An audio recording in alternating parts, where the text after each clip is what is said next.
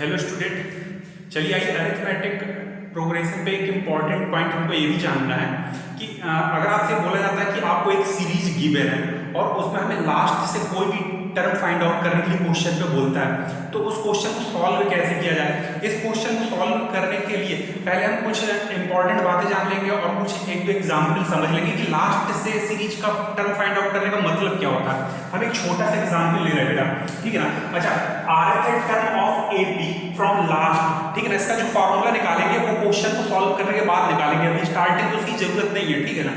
तो मैंने छोटा सा एग्जाम्पल क्या ले लिया, छोटा सा एग्जाम्पल ये ले लिया 2 4 6 8 10 12। मैंने क्या ले लिया बेटे, सिंपल सी अरिथमेटिक प्रोग्रेशन ले ली है, अरिथमेटिक प्रोग्रेशन है, ठीक है ना। अच्छा, अगर आपसे बोला जाता था कि थर्ड टर्म फाइंड आउट करो, थर्ड टर्म फाइंड आउट करो, तो जो थर्ड टर्म अभी तक आप फाइंड आउट करते आए हो सीरीज में, तो वो स्टार्टिंग से होता था कैसे, फर्स्ट सेकंड थर्ड। तो ये हमारे पास थर्ड टर्म आया है 6, कहां से है ये, स्टार्टिंग से है।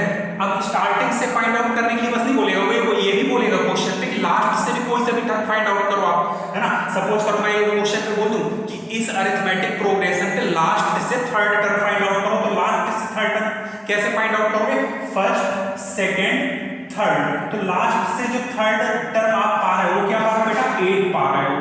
तो लास्ट से जो थर्ड टर्म हमारे पास आ रहा है, लास्ट से थर्ड टर्म वो क्या आ रहा है, 8 आ रहा है। तो मैं 8 पे क्या कर दूं, यहाँ पर ही सर्कल लगा दूं। अब देखो यहाँ पर तो ये छोटी सी सीरीज थी बिल्कुल, तो आपने इजीली यहाँ पर देख लिया लास्ट से काउंट करके थर्ड टर्म कौन सा आएगा, या लास्ट से फोर्थ टर्म कौन सा आएगा, या लास्ट से फिफ्थ टर्म कौन सा आएगा, तो इजीली आप काउंट कर जाओगे। लेकिन जब अरिथमेटिक प्रोग्रेशन बहुत बड़ी दे दी जाएगी, बीच में डॉट डॉट लगा दिया जाएगा और फिर बोलेगा कि इस अरिथमेटिक प्रोग्रेशन पे लास्ट से 50th टर्म फाइंड आउट करो, तो वो थोड़ा सा कॉम्प्लिकेटेड हो जाएगा। लास्ट से जब बोला जाता है थोड़ा सा कॉम्प्लिकेटेड हो जाता है। अब इसी कॉम्प्लिकेटेड को सिंपल करने के लिए बेटा, इसी कॉम्प्लिकेटेड को सिंपल करने के लिए हम एक सिंपल सा मेथड यूज करेंगे जिससे कि ये क्वेश्चन बहुत इजी हो जाएगा। हमारे पास देखिए सीरीज गिवन है, ये सीरीज आपको क्वेश्चन पे गिवन है, ठीक है ना। गिवन सीरीज को सबसे पहले तो आप क्या करोगे बेटा, रिवर्स करोगे। गिवन सीरीज को हमने क्या किया, रिवर्स किया। रिवर्स कैसे करोगे, स्टार्ट करो कहां से, 12 से। 12 के बाद क्या आएगा, 10, 10 के बाद आएगा 8 6 4 2। हमारी जो ये सीरीज थी इसको मैंने क्या किया, रिवर्स करके लिख दिया। यहां से मैंने पूरी रिवर्स करके लिख दिए 12 10 8 6 4 2। अब देखिए हमारे पास जो गिवन सीरीज थी उसका थर्ड टर्म लास्ट से, गिवन सीरीज में ये गिवन सीरीज है, गिवन सीरीज है, और ये कौन सी सीरीज है बेटा, रिवर्स सीरीज है, ठीक है ना, रिवर्स सीरीज। तो गिवन सीरीज में लास्ट से थर्ड टर्म, गिवन सीरीज में बेटा लास्ट से थर्ड टर्म। रिवर्स सीरीज में स्टार्टिंग से थर्ड टर्म के इक्वल है या नहीं, देखिए जरा। गिवन सीरीज में लास्ट से थर्ड टर्म, रिवर्स सीरीज में स्टार्टिंग से थर्ड टर्म के इक्वल है या नहीं है ना। तो मैं करूंगा क्या, मेरे पास जो गिवन सीरीज होगी उसका लास्ट से कोई सा भी टर्म फाइंड आउट करने के लिए सबसे पहला काम तो आप सीरीज को रिवर्स करके लिख दो। रिवर्स करके लिखने के बाद आप स्टार्टिंग से उस टर्म को फाइंड आउट कर लो, वो किसके इक्वल हो जाएगा, गिवन सीरीज में लास्ट से जो टर्म आपसे मांग रहा था उसके इक्वल हो जाएगा। तो बस आपको इतना ही करना है, गिवन सीरीज में लास्ट से कोई सा भी टर्म, अब यहाँ पर आरएथ टर्म भी हो सकता है, ठीक है ना। तो गिवन सीरीज में लास्ट से आरएथ टर्म की वैल्यू रिवर्स सीरीज में स्टार्टिंग से आरएथ टर्म के क्या होगा बेटा, इक्वल होगा, ठीक है। चलिए अब इसी हम कॉन्सेप्ट पे यूज करेंगे। गिवन सीरीज में लास्ट से आरएथ टर्म की वैल्यू रिवर्स सीरीज में स्टार्टिंग से आरएथ टर्म के इक्वल होगा। तो मैं यहाँ पर ये एक फैक्ट लिख ले रहा हूँ कि जो गिवन सीरीज है उसमें लास्ट से, लास्ट वाले टर्म को डिनोट करने के लिए मैं डैश लगा रहा हूँ, ठीक है ना। गिवन सीरीज में ये हमारे पास गिवन सीरीज का आरएथ टर्म है, कहां से, लास्ट से। ये किसके इक्वल होगा, रिवर्स सीरीज में स्टार्टिंग से आरएथ टर्म के इक्वल होगा। अब हम इसका यूज करेंगे। या गिवन सीरीज में यहाँ पे आर की वैल्यू 3 भी हो सकती है, मतलब गिवन सीरीज में थर्ड टर्म ले लो और रिवर्स सीरीज में थर्ड टर्म, ये लास्ट से और ये रिवर्स से, ये दोनों कैसे होंगे, इक्वल होंगे। इसी कॉन्सेप्ट का यूज करके हम सीधे क्वेश्चन सॉल्व करते हैं, ठीक है ना बेटा। क्वेश्चन है हमारे पास, सिंपल सा क्वेश्चन है। क्वेश्चन ये इसमें बोला जा रहा है find 11th term of AP from last तो ये तो समझ में आ गया। हमें एक अरिथमेटिक प्रोग्रेशन पे 11th टर्म फाइंड आउट करना बेटा, कहाँ से फाइंड आउट करना, फ्रॉम लास्ट, ऐसा बोला गया ना क्वेश्चन पे। और अरिथमेटिक प्रोग्रेशन हमको जो गिवन है 10 7 4 डॉट डॉट -62, ये हमारे पास क्या है, गिवन सीरीज है। अब इस गिवन सीरीज, ये हमारे पास बेटा गिवन सीरीज है, ठीक है ना, गिवन सीरीज। तो गिवन सीरीज से मैंने क्या किया, रिवर्स सीरीज बना ली, रिवर्स सीरीज मैं बना ले रहा हूँ, ठीक है ना। रिवर्स सीरीज कैसे बनाऊंगा, स्टार्ट कहाँ से होगी, -62 आएगा, फिर डॉट डॉट, फिर क्या आएगा बेटा 4 के बाद आएगा 7 के बाद आएगा 10, ठीक है ना। तो अब मुझको निकालना क्या है, गिवन सीरीज में 11th टर्म निकालना है। 11th टर्म कहाँ से निकालना है, लास्ट से बोला जा रहा है, लास्ट से जो 11th टर्म आएगा वो मैंने टी डैश सपोज कर दिया। अब ये लास्ट से 11th टर्म गिवन सीरीज में किसके इक्वल होगा, रिवर्स सीरीज में स्टार्टिंग से 11th टर्म के इक्वल होगा, इक्वल होंगे बेटा, ठीक है ना। तो मैं T11 कहाँ से, लास्ट से गिवन सीरीज में किसके इक्वल होगा, 11th टर्म फ्रॉम स्टार्टिंग। तो 11th टर्म की वैल्यू आप यहाँ से कैलकुलेट कर सकते हो। कैसे कैलकुलेट करोगे, फार्मूला क्या होता है बेटा, a + n - 1 × t, यही तो होता है। अच्छा यहाँ पर देखो, जो n की वैल्यू वो यहाँ पर आ जाती है, तो यहाँ पर n की प्लेस पर क्या आएगा 11। a की वैल्यू हमारे पास देखिए क्या दी गई है, a की वैल्यू दी गई है -62 + 10 × d की वैल्यू कैसे निकालोगे, d की वैल्यू आप कोई से भी दो टर्म ले लो यहाँ पर, इसको मैंने 7 को लिया माइनस प्रीवियस किया, तो d की वैल्यू क्या आ जाएगी, यहाँ पर 3 आ जाएगी, तो d की वैल्यू आ गई हमारे पास 3। अब देखिए -62 + 30 की वैल्यू क्या आ जाएगी, -32 आएगी। तो हमारे पास जो T11 डैश की वैल्यू आई वो क्या आई, -32। तो हमने क्या पा लिया, क्वेश्चन में जो गिवन सीरीज थी ये वाली, इसमें लास्ट से जो 11th टर्म की वैल्यू आई वो -30 आ गई। चलिए नेक्स्ट क्वेश्चन इसी तरीके का एक और लगा लेते हैं, जिससे कि आपकी प्रैक्टिस हो जाएगी। हमारे पास बोला जा रहा find 12th term of AP from last. हमें लास्ट से इसमें भी 12th टर्म फाइंड आउट करना। AP आपको गिवन है 1 4 7 10 डॉट डॉट डॉट 88। इसको आप लोग सॉल्व कर सकते हो, बहुत सिंपल क्वेश्चन, बिल्कुल वैसे ही करना आपको। करना क्या है, ये आपके पास क्या बेटा गिवन सीरीज है, तो गिवन सीरीज में हमको लास्ट से निकालना है, क्या निकालना है, 12th टर्म निकालना। तो मैंने इसको रिप्रेजेंट किससे कर दिया, T12 डैश से। डैश का मतलब आप लास्ट से कैलकुलेट कर रहे हो, और ये होगा किसके इक्वल, रिवर्स वाली सीरीज में। तो अब रिवर्स वाली सीरीज भी बना लीजिए, 88 के बाद आएगा बेटा 10 10 के बाद आएगा 7 4 1, ये हमने क्या कर लिया, रिवर्स सीरीज बना ली। अब लास्ट से जो 12th टर्म में किसके इक्वल होगा, रिवर्स सीरीज में स्टार्टिंग से 12th टर्म के इक्वल होगा। तो 12th टर्म की वैल्यू निकाली जा सकती है यहाँ पर। देखिए फर्स्ट टर्म क्या है हमारे पास 88, फर्स्ट टर्म प्लस n की वैल्यू क्या है 12 -1 × d आप कैलकुलेट कर सकते हो। 7 - 10 करोगे बेटा तो d की वैल्यू आएगी -3, तो d हमारे पास आ गया -3। 88 ये कितना हो गया 11 × -3 करोगे तो -33, सॉल्व करने पर आ गया ये 55। तो हमारे पास क्या आ गया, गिवन सीरीज में लास्ट से 12th टर्म की वैल्यू 55, ये दोनों इक्वल होंगे ना। ये हमारे पास रिवर्स सीरीज है और ये गिवन सीरीज है। तो अभी हमने फैक्ट क्या जाना, गिवन सीरीज में लास्ट से rth टर्म की वैल्यू किसके इक्वल होती है, रिवर्स सीरीज में स्टार्टिंग से rth टर्म की इक्वल होती है, ठीक है ना। तो ये दोनों इक्वल होंगे, तो हमने क्या पा लिया, गिवन सीरीज में लास्ट से 12th टर्म की वैल्यू आ गई 55 आंसर। भाई अगर छोटी सी सीरीज होती तो आप देख पाते, लेकिन ये बहुत बड़ी सीरीज होगी ना, 88 के बाद फिर क्या आएगा, तो हमें 12 12 ऐसे करके देखना होगा, तो टाइम लगेगा उसमें, ठीक है ना, बन तो जाएगा लेकिन टाइम लगेगा। तो बहुत सिंपल तरीका है जो मैंने बताया। अब चलिए हम rth term of AP from last का फॉर्मूला भी अब डिराइव कर लें। अब आप लोग भी डिराइव कर ले जाओगे, ठीक है ना।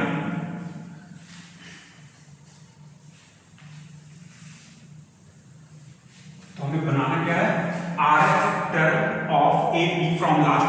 तो मैंने एक अरिथमेटिक प्रोग्रेशन लेना है जिसका फर्स्ट टर्म है स्मॉल a, कॉमन डिफरेंस है स्मॉल d, और इसमें बेटा नंबर ऑफ टर्म्स क्या है, नंबर ऑफ टर्म्स है स्मॉल है। तो हम AP कैसे कंस्ट्रक्ट करते हैं, यहाँ पर फर्स्ट टर्म से स्टार्ट करो करोगे a आएगा, फिर इसमें आप क्या ऐड कराओगे कॉमन डिफरेंस d आएगा, फिर a plus 2d dot dot dot last वाला टर्म क्या आएगा nth टर्म आएगा जिसको हम a plus n minus 1 into d बोलते हैं, ठीक है ना। और इसको हम किससे रिप्रेजेंट करते हैं, हमने ऐसा ही बताया था कि जो लास्ट टर्म आता है लास्ट टर्म इसको किससे रिप्रेजेंट करते हैं, स्मॉल l से भी रिप्रेजेंट करते हैं। तो ये सीरीज हमारे पास कौन सी सीरीज हो गई बेटा, गिवन सीरीज हो गई, ये हमारे पास गिवन है क्वेश्चन पे, ठीक है ना, गिवन है। अब हमको निकालना क्या है, लास्ट से rth टर्म की वैल्यू निकालनी है, लास्ट से क्या निकालना है rth टर्म यानी dr डैश निकालना।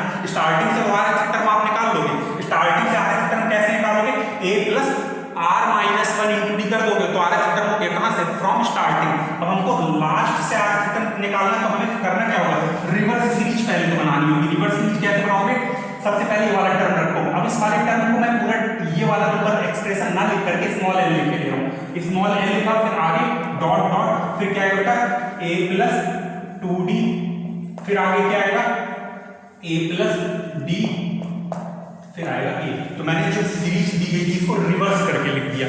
अब देखिए इसका जो rth टर्म होगा वो रिवर्स वाली सीरीज में स्टार्टिंग से rth टर्म के इक्वल होगा, यहाँ से जो लास्ट टर्म है गिवन सीरीज में जो लास्ट से rth टर्म है वो रिवर्स सीरीज में स्टार्टिंग से rth टर्म के क्या होगा, इक्वल होगा। तो मुझको यहाँ से rth टर्म कैलकुलेट करना है, तो rth टर्म कैसे कैलकुलेट करूंगा, मुझको पता क्या क्या होना चाहिए, फर्स्ट टर्म पता होना चाहिए, यहाँ पर मैंने फर्स्ट टर्म रख लिया, फिर प्लस अब नंबर ऑफ टर्म कौन सा हमारा r माइनस 1 इंटू, अब क्या पता होना चाहिए कॉमन डिफरेंस, कॉमन डिफरेंस आप इन दो टर्म से निकाल सकते हैं कैसे, a plus d minus a plus 2d करिए तो a plus d minus a plus 2d की वैल्यू क्या आएगी, देखिए सॉल्व जब आप करोगे तो ये माइनस d आ जाएगा। हमारे पास गिवन सीरीज का कॉमन डिफरेंस क्या आया था d, आप देख सकते हो उसका कॉमन डिफरेंस क्या मैंने लिया था d, जो रिवर्स वाली सीरीज है उसका कॉमन डिफरेंस क्या आ गया माइनस d।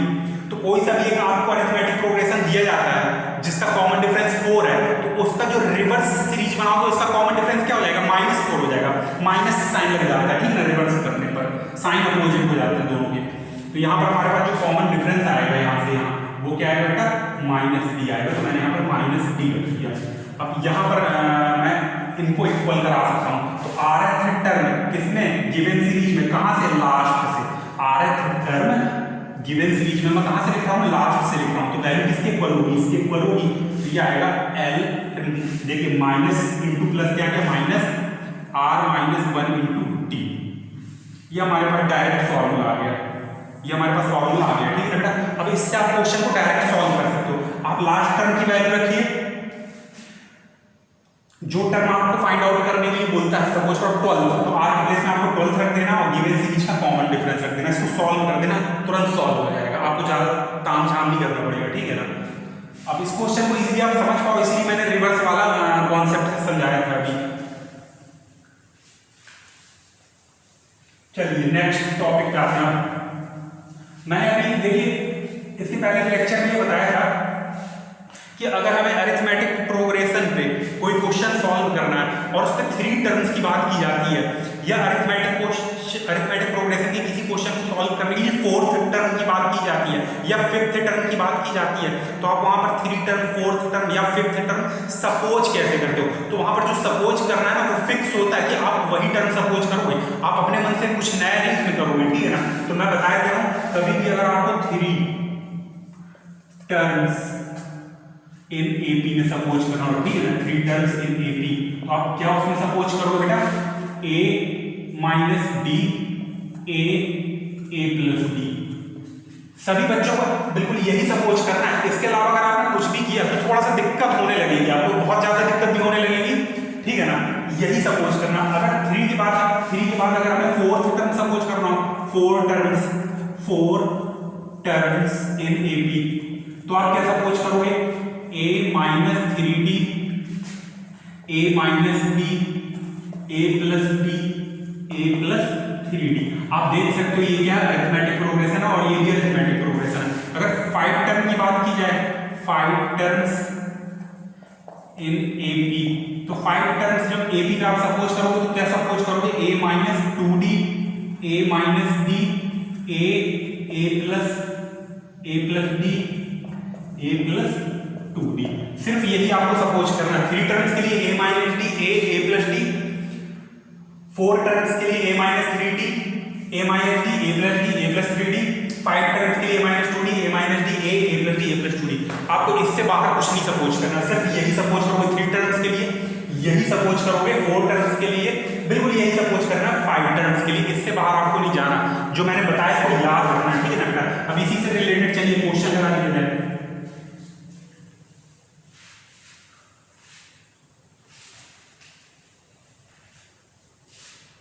क्वेश्चन तो बोला जा रहा है 3 numbers are in AP. 3 numbers are in AP and their sum is -3 and their sum is -3 and product is 8 and product is 8. Then find the numbers.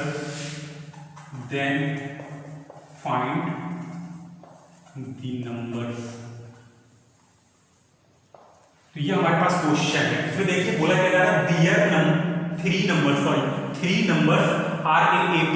तो सबसे पहले तो ये बताइए 3 numbers are in AP की जब बात आती है तो आप क्या सपोज करोगे, a minus D, a plus D. ये हमने 3 नंबर सपोज कर लेना क्योंकि आगे फाइंड करने के लिए बोल रहा है, तो 3 नंबर्स की बात कर रहा है, ठीक है। मैंने ऐसे सपोज कर लिया ए पी होने चाहिए, ए पी में, तो 3 numbers are in A P मैंने ये सपोज कर लिए।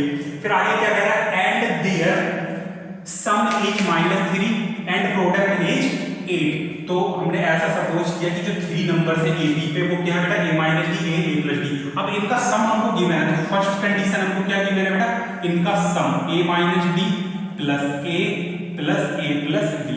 मैंने इन तीनों नंबर का क्या किया, सम कर दिया। सम हमको क्या गिवन है, 3, सम हमको -3 गिवन है, ये -3। अब देखिए डी से D cancel, 3a equal to -3 से हमारे पास a की वैल्यू क्या आ गई, -1, a की वैल्यू -1 आ गई। फिर आगे क्या बोला जा रहा है, एंड प्रोडक्ट इज 8, मतलब इनका प्रोडक्ट, तो सेकंड कंडीशन हमको गिवन है, इनका product a minus D, a plus D equal to 8। तो देख पा रहे हैं आप, a plus B, a minus B, दो फैक्टर मल्टीप्लाई किया, तो किसका फॉर्मूला है, a square minus B square into a equal to 8। अब यहां से देखिए a इक्वल टू -1 हम सब्स्टिट्यूट करा दे, वैल्यूज की रखें, तो वैल्यू जब आप रखोगे तो -1 आएगा, -1 का स्क्वायर करोगे तो +1 रहेगा, minus B square equal to 8।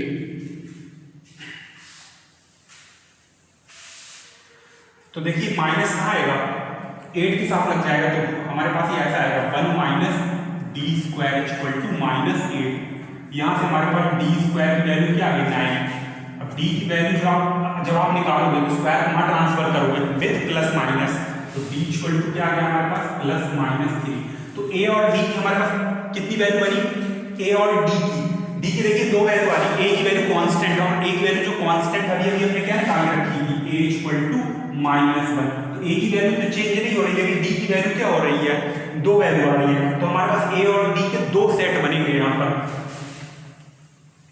D की वैल्यू हमने निकाली, ए की वैल्यू निकाल ली, तो देखिए हमारे पास ए और डी के कितने सेट बन जाएंगे, ए और डी के 2 सेट बनेंगे, ए डी के 2 सेट है। तो पहला सेट हमारे पास क्या बना, -1 + 3। दूसरा सेट हमारे पास ए और डी का क्या बनेगा, आप ऐसे कर दो, a equal to -1 d equal to 3।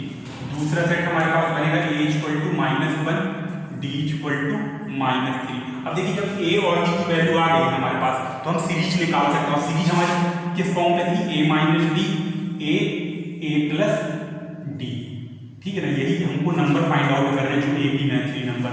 तो आप इन दो पेयर से, सॉरी इन 2 नंबर से जब आप फाइंड आउट करोगे तो क्या आएगा, -1, फिर डी की वैल्यू आप रखिए 3, तो ये -3 आएगा, ए की वैल्यू -1, ए की वैल्यू -1, डी की वैल्यू 3।